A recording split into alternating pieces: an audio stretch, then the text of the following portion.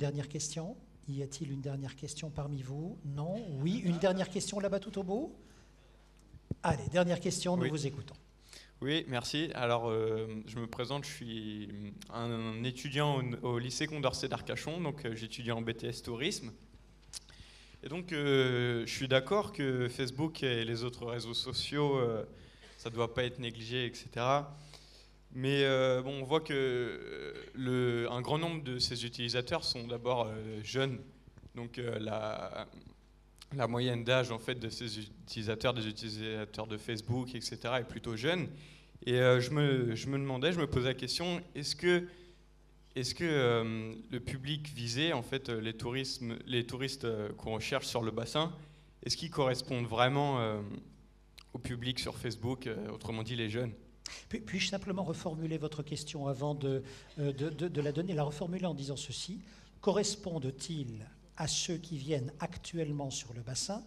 Correspondent-ils à ceux qui vont venir un jour sur le bassin? Monsieur Boulin ou Isabelle? Monsieur Boulin? Il y a une réponse, Isabelle, déjà. Isabelle. Oui, ce matin, Jean Viard nous a expliqué que les clients d'aujourd'hui que nous avons, c'est pour ça qu'on est parti sur ce concept des vraies vacances, à chaque fois, les gens, lorsque vous vous interrogez sur le bassin, c'est « Ah oui, j'ai passé vraiment des vraies vacances quand j'étais petit ». Donc, les gens d'aujourd'hui, ce sont des gens qui, petits, ont passé des vraies vacances. On a vraiment ce phénomène de génération.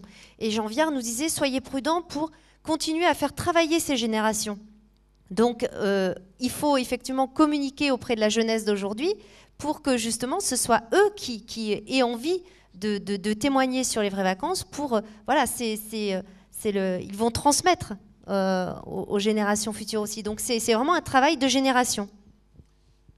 D'un autre côté, sur les utilisateurs des réseaux sociaux, il ne faut pas oublier plusieurs choses. Un, que ce sont les internautes qui partent le plus en vacances. Et que ce sont les internautes technophiles qui ont les derniers appareils qui partent le plus sur des destinations comme ici. Ce n'est pas pour rien que les problèmes d'alimentation en 3G se sont posés au mois d'août sur la presqu'île du Cap-Ferret, parce que malgré un émetteur extrêmement puissant, tout le monde avait les premiers iPads arrivant en TGV directement et puis ensuite par le bac, étaient de sortie au mois d'août et donc on n'arrivait plus à se connecter au 3G. D'ailleurs, moi je pense que vous aurez encore plus de problèmes cet été parce que l'infrastructure de télécommunication ne suit pas forcément le nombre d'iPhone et d'iPad qui sont sur le marché et vous allez voir en pleine saison qu'on aura du mal à se connecter. Donc ça correspond vraiment à votre clientèle, je pense. Et en plus, dernier point, sur les chiffres de Facebook, on voit que les plus grosses augmentations en termes de nouveaux comptes sur Facebook, ce sont plutôt aujourd'hui des dames entre 45 et 60 ans. C'est actuellement la plus grosse progression. C'est-à-dire que les jeunes sont tous sur Facebook. On sait qu'à moins de 25 ans, 96% des gens de moins de 25 ans ont un compte Facebook. Et aujourd'hui, la progression, c'est quand même 20 millions sur 60. Vous voyez, c'est quand même beaucoup. Donc ça commence à toucher un peu tout le monde. Tout le monde, enfin, on en connaît beaucoup qui se sont mis ces derniers mois à dire, bon, maintenant, il faut vraiment que j'y aille. Merci beaucoup, Monsieur Boulin. Mesdames, Messieurs, merci pour vos contributions à cette table ronde et je pense qu'on peut les applaudir.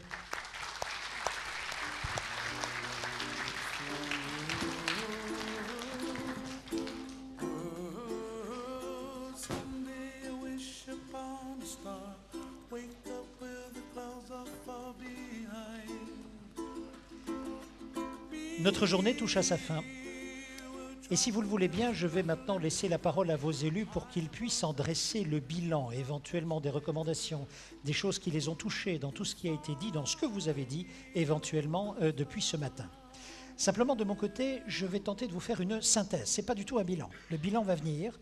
La synthèse, que nous ayons bien, en sortant de cette salle, ensemble, les points principaux qui nous ont été dits. Nous nous sommes enquis de savoir ce qu'était l'esprit bassin.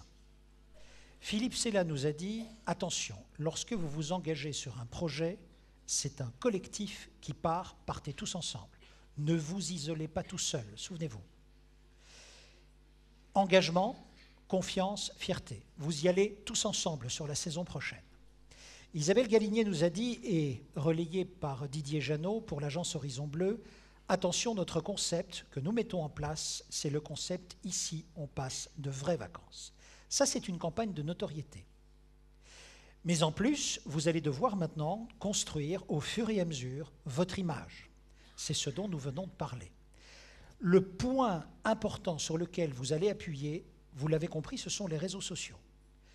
Sur ces réseaux sociaux, pour pouvoir les faire vivre, vous avez donc des investissements clairs en hommes et en matériel qui ont été faits.